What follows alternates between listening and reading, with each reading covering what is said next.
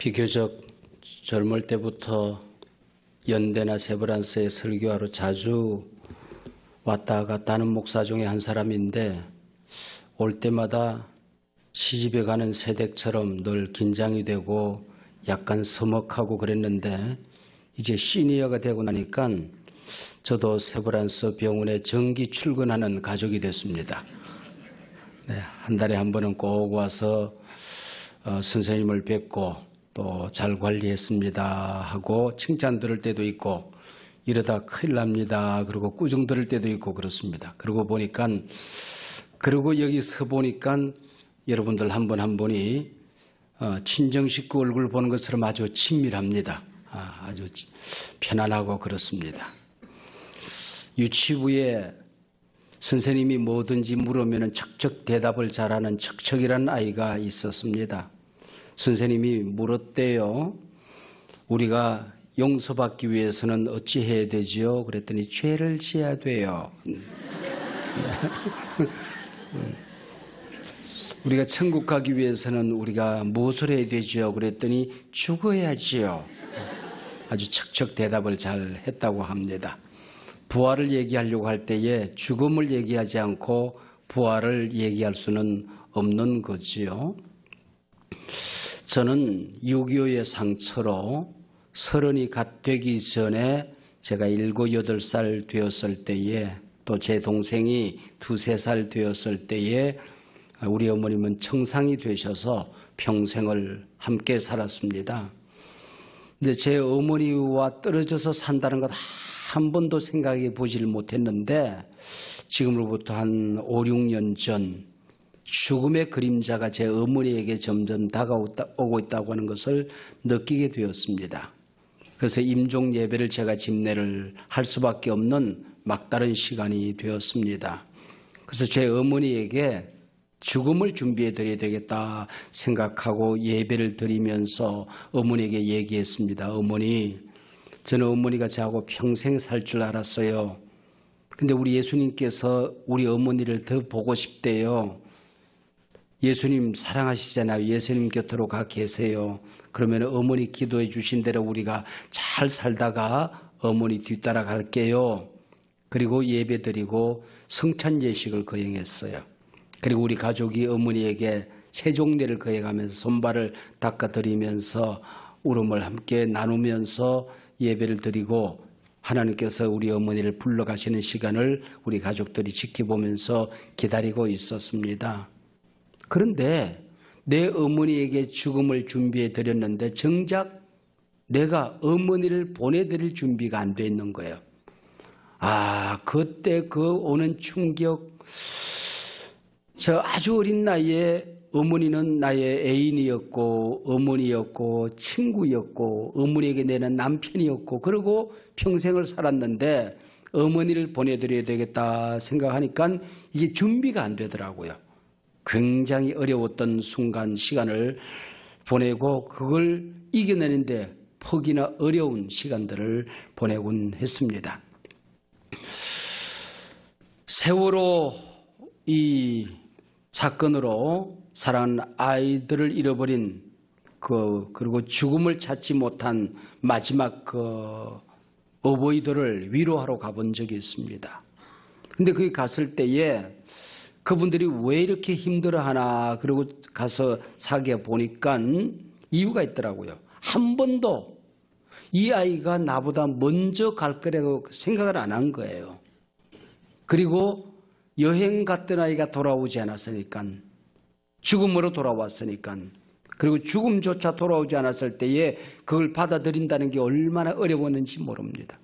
그리고 집에 오니까 제게는 아들 하나, 딸 하나, 사위도 하나, 그리고 며느리도 하나, 손주도 하나거든요. 하나밖에 없어요. 근데 그 아이들이 지금까지 보던 그 아이들하고는 전혀 다르게 보이더라고요. 내 마음속에 공부 좀 못하면 어때? 속 좀 썩이면 어때? 응? 이 아이들이 나보다 먼저 가지 않고 내 곁에 살아준다는 게 얼마나 감사한지 몰랐습니다. 응? 저 못났으면 어쩌냐 그 얘기죠. 그래서 이 세월호 어버이들의 그 통곡 속에 늘 흘러나오는 말이 있더라고요. 사랑한다 말해줄 걸, 소중하다 귀하다 말해줄 걸, 네가 내 곁에 살아주는 것 하나로 나는 존귀한 존재야. 왜 그 얘기를 진작 못했을까 하는 아쉬움이 있더라. 그런 얘기죠. 우리가 신앙생활을 한다고 하면서 죽음 신학을 가지게 되면 나도 죽는다. 이걸 우리가 받아들이고 나면 사람이 소중해지더라. 그런 얘기죠. 내가 살아있다는 자체가 소중해지더라. 그런 얘기죠. 내 곁에 사랑하는 사람들이 함께 살아있다는 이 사실이 얼마나 소중해지는지 모릅니다. 그리고 갑자기 내가 하는 이 일이 끝날 시간이 있다는 걸 받아들이게 되면 내가 하는 이 일이, 우리가 월요일 아침에 출근하는 이 일이, 제가 강단에 오르는 이 일이 얼마나 소중한가 하는 생각을 하게 됩니다. 내가 하루를 보내든 10년을 보내든 남은 시간이 소중해지더라. 그런 얘기죠. 얼마 전에 김영석 교수님이 저희 교회를 다녀가셨는데 그분이 그러시더라고요. 75이 넘어섰을 때에 늘 함께 교제하고 존경하는 선생님을 모시고 식사를 대접하러 나갔대요. 근데 식사가 나오기를 기다리는데 선생님이 그러시더라네요.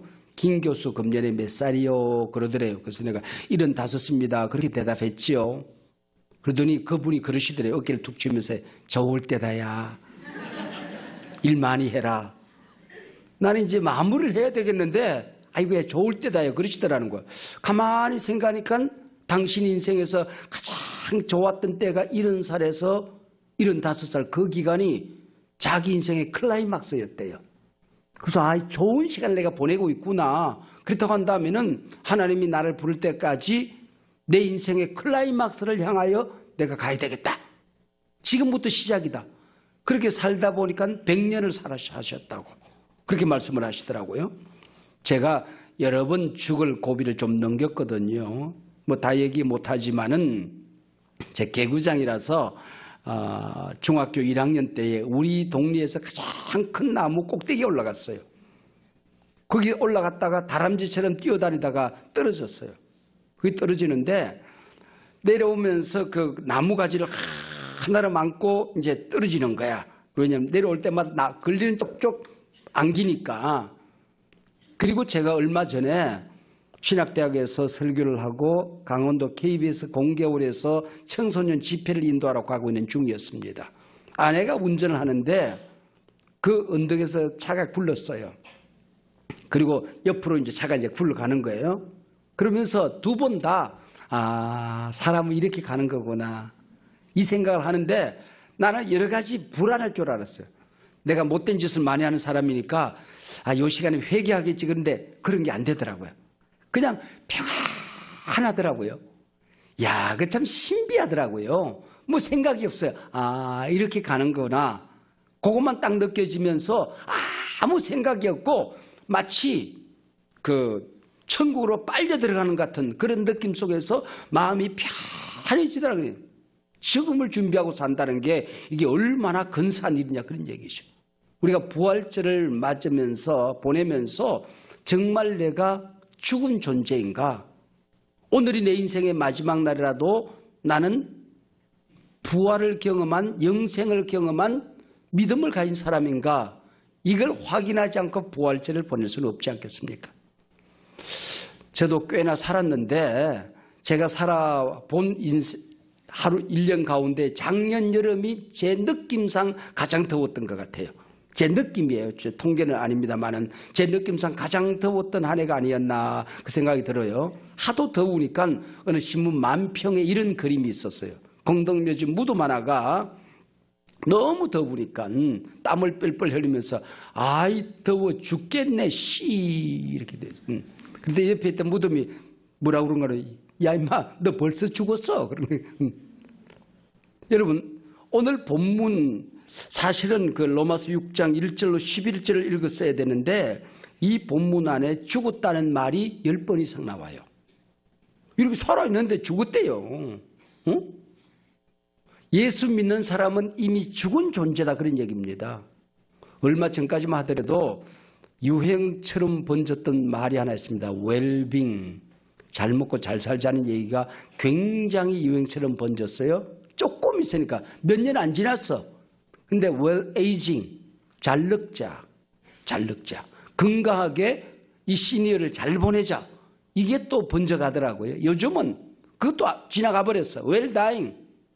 멋있게 죽자. 잘 죽자.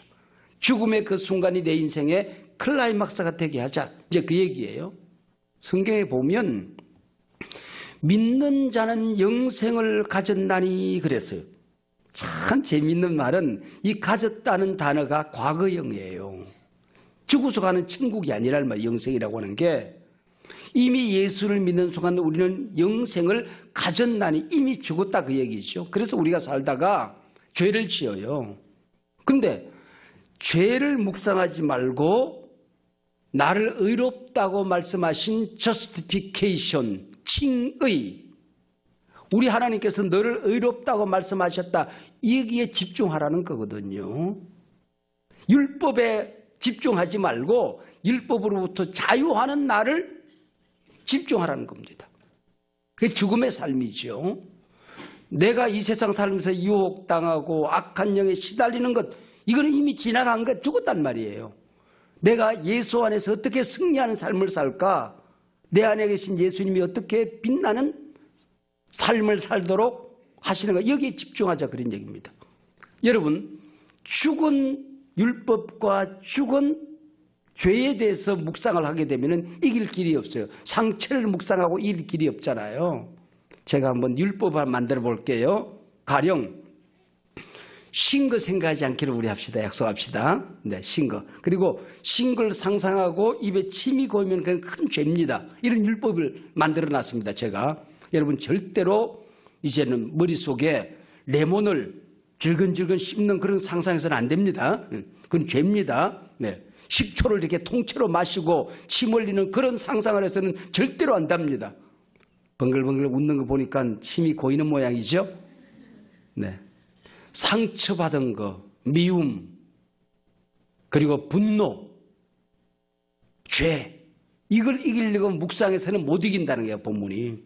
우리는 이미 승리한 예수, 내 안에 승리한 예수를 우리가 묵상하고 살아야 된다는 겁니다. 영국에 그 텐트 부흥사들이 있어요. 오래전에 텐트를 쳐놓고 부흥을 말씀을 증거해요. 그리고 해가 서산해지니까 이제 텐트를 정리를 하는 거예요. 텐트를 정리를 다 해서 이제 마차에 태우려고 하는데 한 청년이 흘레벌떡 달려왔습니다.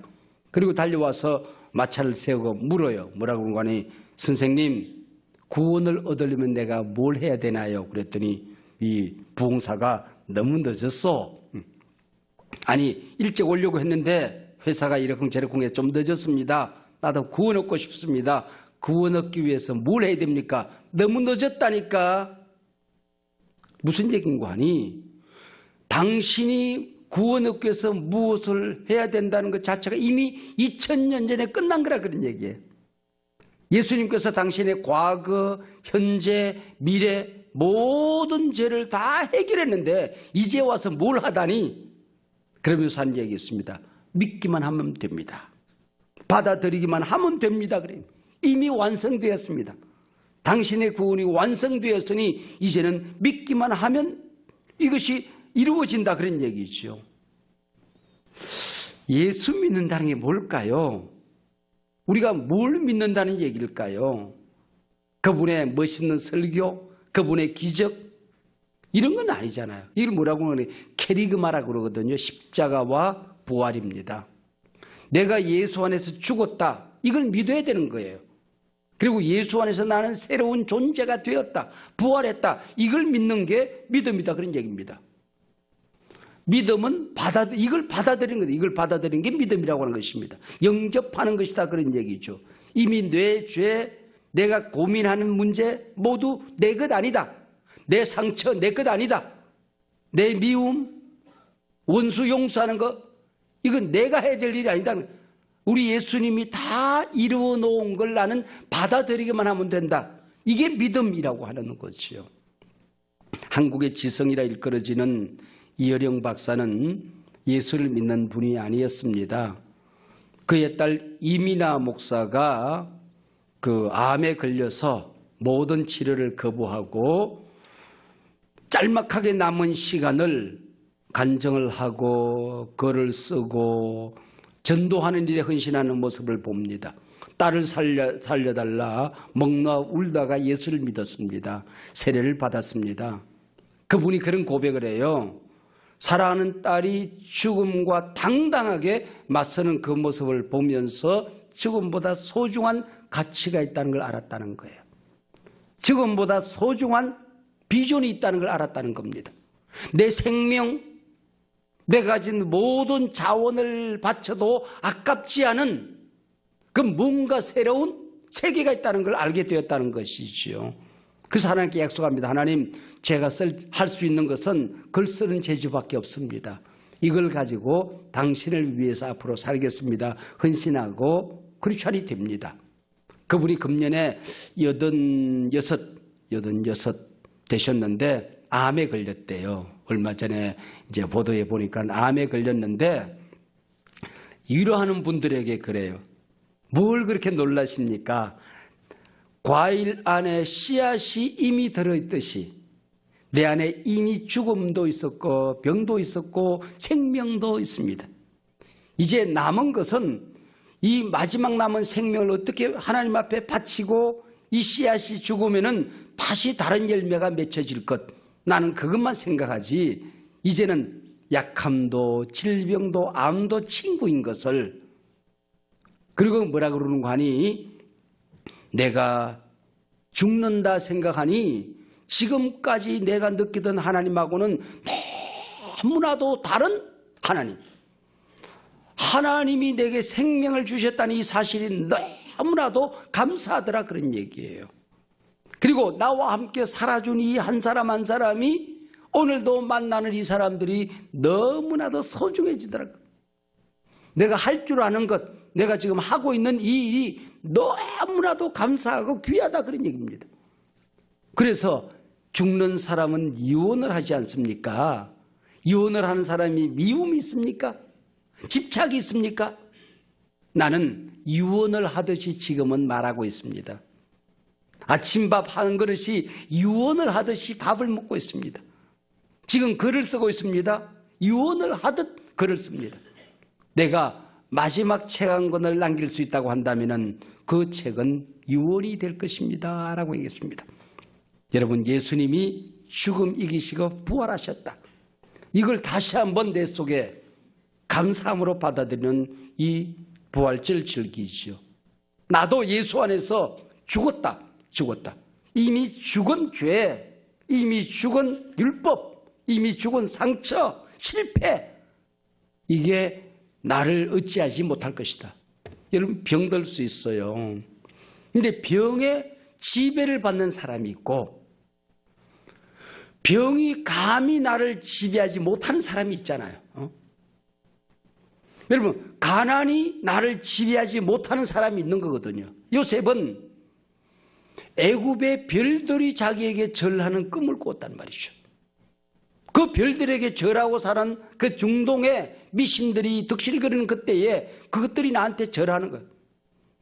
요셉은 나락단이 자기 자신에게 절하는 꿈을 꾸었잖아요. 그 나락단에게 절하는, 권세에 절하는, 돈에 절하는, 세상에 절하고 사는 사람이 아니라 그것들이 내게 절하는 존재로서 살아가게 되는 것이죠. 여러분, 절받는 삶, 존경받는 삶, 내 안에는 이미 승리가 내 것입니다. 어떤 사탄도, 어떤 죄도, 어떤 실패도, 어떤 상처도 나를 지배하지 못하는 그 모든 것들은 이미 나로부터 떠나버린, 내 것 아닌 죽어버린 존재로서 이제는 부활하신 예수님의 생명이 여러분 가운데 가득하게 넘치기를 축복합니다. 기도하겠습니다. 하나님 아버지, 고맙고 감사합니다. 죽음 이기시고 부활하신 우리 예수님을 다시 한번 내 속에 충만하게 모시고 그분에게 내 인생의 중심자리를 내어드립니다. 하나님, 내 안에 죽은 것들 때문에 내가 괴로워하지 않게 하시고 내 안에 살아계신 예수님, 내 안에 살아있는 성령의 능력, 십자가의 복음, 부활의 복음이 내 삶 속에 가득하게 하여 주시옵소서. 하나님, 내 입술로 죽음을 말하지 않게 하시고 언제나 생명을 말하는, 희망을 말하는, 내 삶과 내 곁에 있는 사람들의 존재를 존귀하게 여기는 우리 부활의 능력으로 살아가게 하여 주시옵소서. 예수님 이름으로 기도하옵나이다. 아멘.